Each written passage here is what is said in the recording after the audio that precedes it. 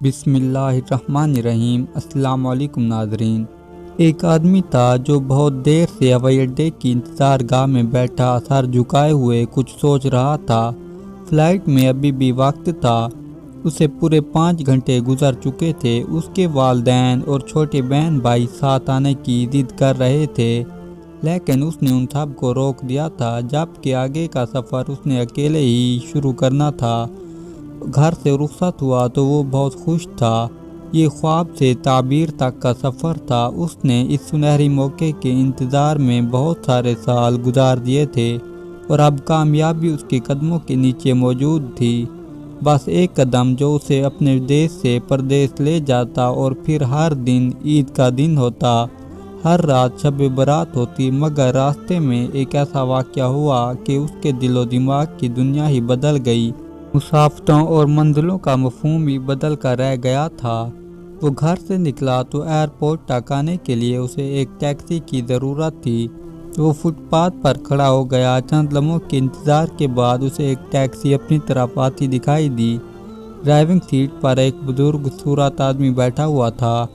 اس کے نورانی چہرے پر سنت رسول صلی اللہ علیہ وسلم بھی موجود تھی۔ اس نے پوچھا، صاحب آپ نے کہاں جانا ہے؟ اس نے کہا کہ مجھے ایئرپورٹ جانا ہے۔ اس مختصر جواب کے ساتھ وہ ٹیکسی میں بیٹھ گیا۔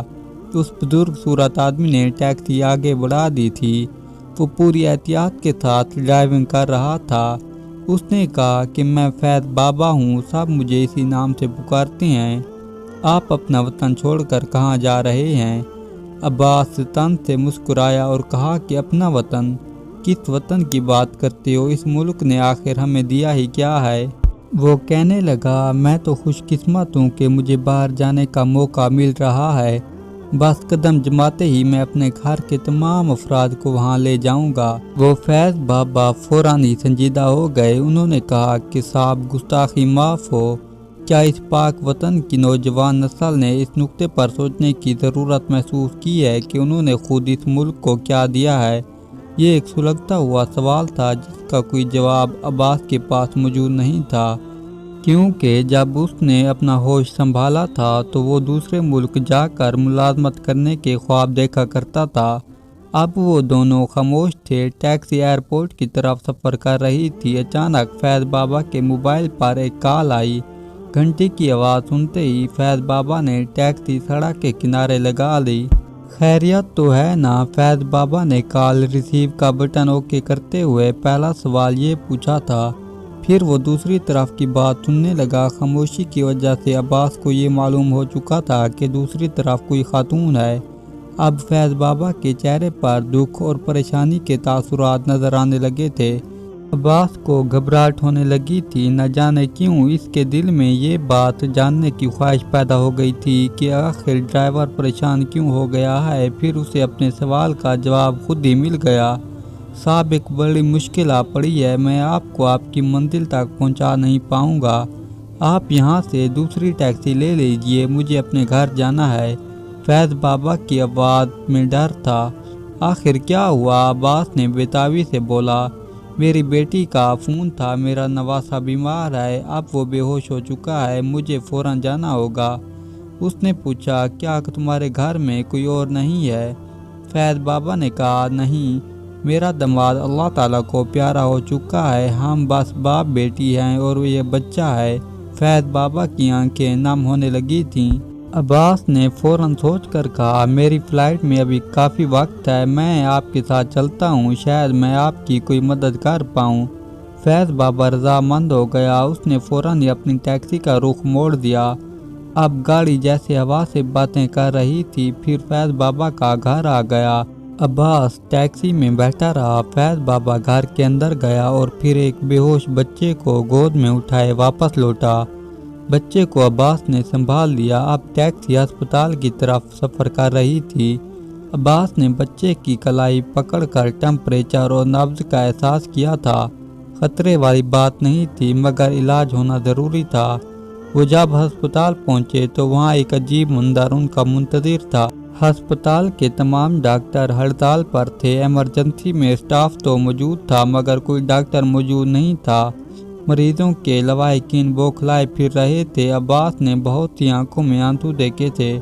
इमरजेंसी के बाहर बहुत से मरीज मौजूद थे, मगर उनका इलाज करने वाला कोई भी मौजूद नहीं था। स्टाफ डॉक्टर की हिदायत और तशखीस के बगैर कुछ नहीं कर सकता था। बच्चा अब्बास ने उठा रखा था, न जाने क्यों उसे गुस्सा आ रहा था। वो वार्ड की तरफ भागा। डॉक्टर साहब नहीं है, रुक जाइए। एक नर्स ने अब्बास को रोकने की कोशिश की। अब्बास ने कहा कि मैं जानता हूँ, मगर मरीज के साथ डॉक्टर भी आया है। नर्स इधर उधर देखने लगी कि डॉक्टर कहाँ है। अब्बास ने कहा कि मैं डॉक्टर हूँ। अब्बास ने अपना तारुफ करवा दिया था। इमरजेंसी में मौजूद अमला फौरन ही अलर्ट हो गया था। फैज बाबा तो हैरान रह गए। अब्बास की हदायत पर ज़रूरी सामान लाया गया और अब्बास खुद उस बच्चे को इब्तिदाई तिब्बी इमदाद देने लगा था। चंद मिनटों में ही बच्चे को होश आ गया। अब ड्रिप की मदद से अद्वियात बच्चे के जिस्म में पहुंच रही थीं। हर गुजरते लम्हे के साथ बच्चे की हालत तब्दील होती जा रही थी। फिक्र वाली कोई बात नहीं थी। कल तक इलाज जारी रहेगा, फिर आप बच्चे को घर ले जा सकेंगे, अब्बास ने फैज बाबा से कहा था। बहुत बहुत शुक्रिया साहब। फैज बाबा ने अब्बास के हाथ थाम लिए थे। उसके आंसू अब्बास के हाथों को भिगो रहे थे। कुछ नहीं होगा, सब ठीक है, अब्बास ने उसे दिलासा दिया था। चलिए साहब, मैं आपको एयरपोर्ट छोड़ कर आऊँ। अब फैज बाबा टैक्सी की तरफ बढ़ा, मगर इससे पहले कि अब्बास कदम उठाता, एक आवाज़ अब्बास के कानों से टकराई। डॉक्टर साहब, हमारा इलाज कौन करेगा? वो एक बूढ़ी औरत थी जो अपने इलाज के लिए मुंतज़िर थी। दोस्तों, इस वाक़ये से हमें ये सबक मिलता है कि हम जिस मुल्क में रहती हैं हमेशा उसी की ही खिदमत करनी चाहिए, क्योंकि हम तालीम अपने ही मुल्क में हासिल करते हैं और ये हक बनता है कि हम इसी मुल्क की खिदमत करें।